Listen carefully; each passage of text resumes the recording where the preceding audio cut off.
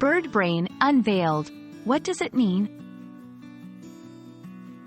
Hello, English language learners. Today, we're diving into the world of idioms and expressions.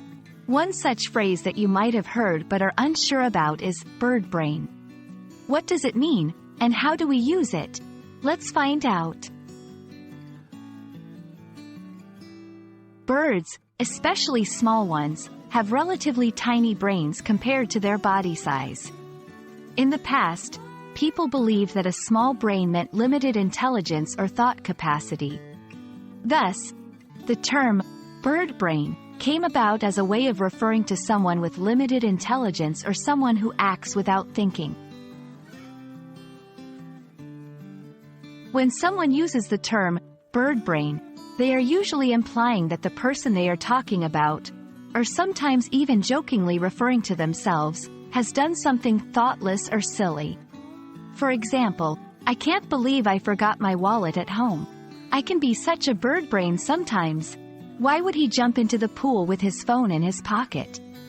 What a birdbrain! However, it's essential to remember that calling someone a birdbrain can be seen as rude or offensive. It's a term best used lightheartedly and amongst close friends, or better yet, avoided in more formal situations. While the term birdbrain suggests that birds aren't intelligent, modern science has shown otherwise. Many birds, like parrots, crows, and ravens, exhibit remarkable problem-solving abilities and can perform tasks that even some primates can't. So, while birdbrain might suggest a lack of intelligence in its idiomatic use, it doesn't accurately reflect the true capabilities of our feathered friends.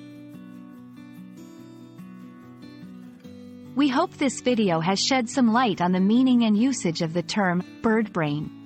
Idioms and expressions add flavor to a language, but it's always crucial to understand the context and be cautious when using potentially sensitive phrases.